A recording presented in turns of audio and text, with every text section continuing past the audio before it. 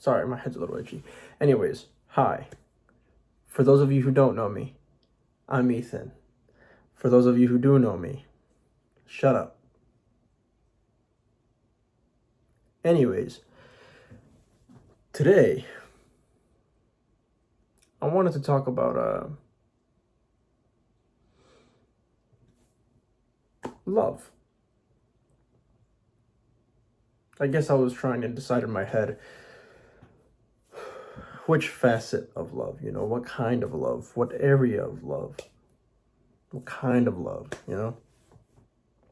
But I think maybe it doesn't necessarily matter. Maybe I don't necessarily need to choose one specific form of love, because at the end of the day, it all just kind of, entangles, right? They all influence each other. They all affect each other. They all play a part in how each other is formed and works. So, to be a little bit more specific, you can't love someone else to the best of your ability until you've learned to love yourself. And the same can be said maybe about, in any form, being able to love your friends, being able to love your partner, being able to love your family. And sometimes the inverse might be a little bit true as well, too, that you can't really love yourself in the best way until you've learned what real love looks and feels like, what healthy love looks and feels like from other people.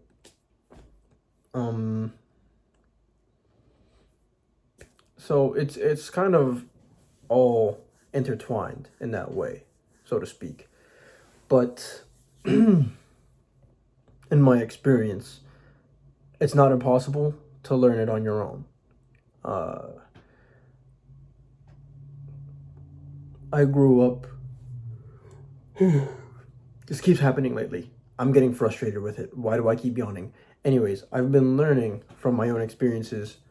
One of which was that growing up, I never had a particularly sound idea of what a real healthy love was supposed to look like.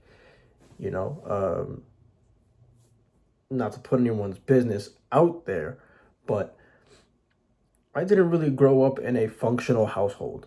I never really had a father figure. I've spoken on that before.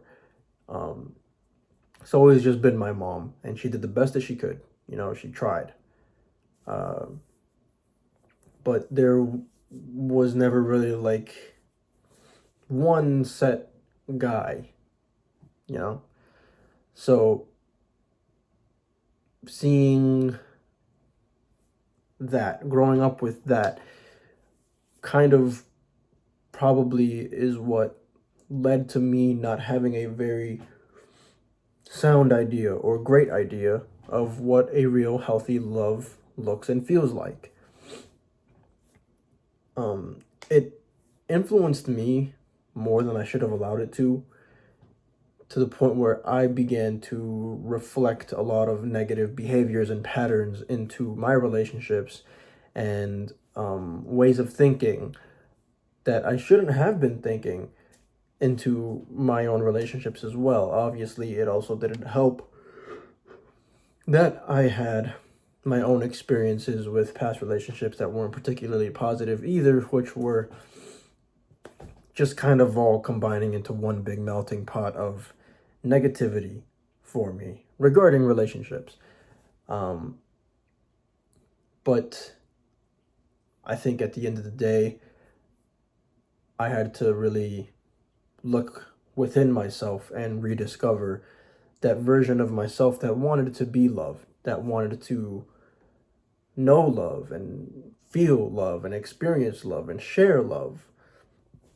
The version of myself that was a hopeless romantic that would spend hours upon hours writing poems for women that he was interested in, that would spend hours through the night just either making songs or making mixtapes for women that he was interested in. Um, that's just where I was. And obviously, there were parts of that version of myself that stuck around, but for the most part, I was kind of just a shell of who I was in that regard, especially because of the fact that I also, in turn, began to stop loving myself. I became a lot less confident, a lot more insecure. I would wake up in the morning and didn't like looking at myself in the mirror. I was never satisfied with what I saw. Sometimes I didn't even recognize what I saw when I looked in the mirror. And it became quite cumbersome, you know, uh, but it became quite exhausting. So eventually I reached a point where I just, well, you guys know the story. At least you have if you've been following along for the past, I don't know how long it's been at this point. 3 months, maybe? I don't know. 2.5, something around there. It's definitely been more than 2 months. I know that for a fact. But if you've been following along, then you know. I hit the lowest point of my life and I had to make a switch. I had to turn my own life around. And a part of that included learning to love myself again. So I think the first key is to learn how to love yourself again. It looks different for everybody. I can't tell you what's going to work for you. I can tell you what works for me and hope that maybe it helps point you in a better direction for yourself. And what worked for me, honestly, was, I guess, words of affirmation. I was constantly giving myself affirmations every day, in the mornings, in the afternoons, at night. Whenever I started to feel particularly down again, I'd give myself affirmations. I'd take a break from whatever was going on and I'd just repeat to myself that I love you, that you are worthy, you are deserving, you are good, you are XYZ. And I would repeat those affirmations until I either felt better or I began to believe them. And over time, each and every day that I continued to do that, eventually it worked. Some of it stuck. I'm not going to sit here and say all of it stuck. It hasn't been that long, and it's kind of hard to undo like 20 something years of insecurity and negativity. But for the most part, I'd like to think that I've gotten over a pretty fair amount of it, or I've gotten to a pretty decent place, I should say, regarding a majority of it. And of course, along with that was also just abandoning the need to even feel any sort of way towards any of it anyways. Just feeling as though, why am I placing so much importance on the way that I'm perceived, when at the end of the day, the only person whose opinion should matter on how I'm on what's going on with me is myself, because I'm the one that's in charge of it. I'm the one that's doing it. I'm the one that's handling it. I'm the one that has to live with myself and see myself every single day, all day.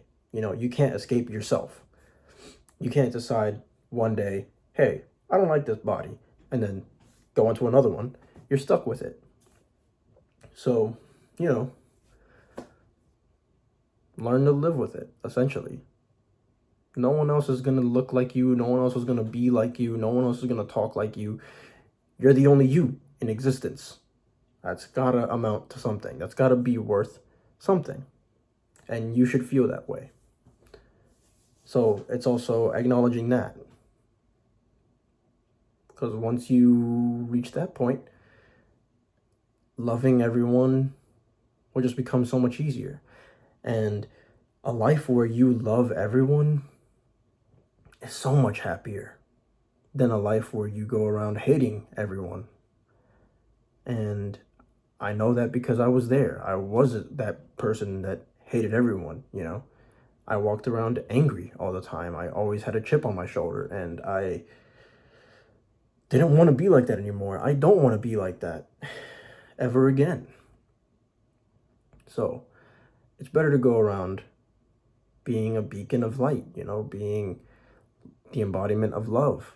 And that's how I'm going to continue to try to be. And I hope everyone or anyone, even if it's just one person, watching this video feels similarly, because it's also just really taxing on yourself to go around feeling so much negativity all the time. It's freeing to be the opposite, to be light, to be love. And it doesn't necessarily mean you have to go around being corny and overjoyed and all of that. You can still be, you know, an even-tempered, regular person, but just being more balanced, being more neutral, being more loving and caring. Yeah, being more warm. And if you do that with yourself and you do that with others, it's going to be pretty hard for life or anything that you encounter to get you down. If not because of your mindset, at least because of the influence or the effect that you would have had on the lives of others around you, which would henceforth probably even make them want to be a little bit more like that towards you in return. It's a win-win, if we're being honest here. So, yeah. I think that's it for now. I also just kind of lost my train of thought, so, yeah. With that being said, if you are feeling any sort of way, positive or negative, you got some good news you want to share, you may be feeling down, in the dumps, angry, anxious, whatever, what have you, feel free to reach out to me through any of the various social media links down below. I will always try my best to get back to you in a very, very timely manner, because you are not alone. You're never alone. And I hope you know that and feel that and understand that at this point, because at this point, I feel like we're a little in too deep for you to not. I could be wrong though. What do I know? I'm just a guy. But yeah. So, if no one told you today, you are loved. You are worthy. You are deserving. I love you. I think you're doing great. So keep going. I'm proud of you. You got this. I don't know why I grunted, but yeah. So, until next time, peace.